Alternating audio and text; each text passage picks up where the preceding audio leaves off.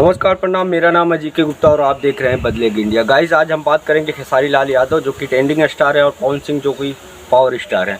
दोनों में अंतर क्या है, दोनों में फ़र्क क्या है, ये मैं आपको बताऊंगा। बहुत सारे लोग वीडियो बना रहे हैं और कह रहे हैं खेसारी लाल ये कर रहे हैं, पवन सिंह वो कर रहे हैं। सच्चाई क्या, मैं सबको आपको बताऊँगा कि आखिर पवन और खेसारी में फ़र्क क्या है।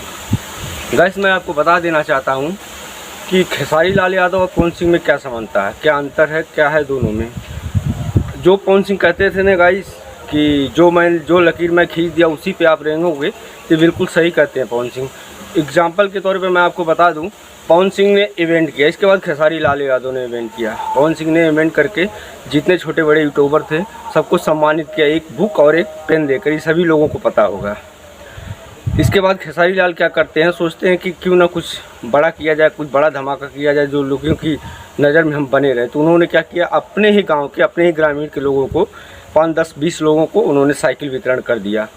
तो इसमें कोई नई बात नहीं है गाइस। आप लोग पहले ये बहुत सारे लोग हैं जो नेगेटिव कमेंट करेंगे कि ये पवन सिंह का पक्ष लेता है या खेसारी। मैं किसी के पक्ष में नहीं, ना किसी के विपक्ष में हूँ। जो सही है मैं उसी को कह रहा हूँ।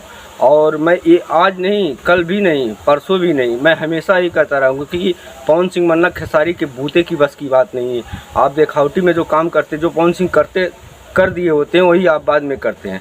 इसके पहले आप कहाँ थे, सोए हुए थे। इसके पहले भी आपके गांव में बहुत सारे विकलांग थे, बहुत सारे गरीब थे, अनाथ थे। आप क्या कर रहे थे इस समय इतना दिन से।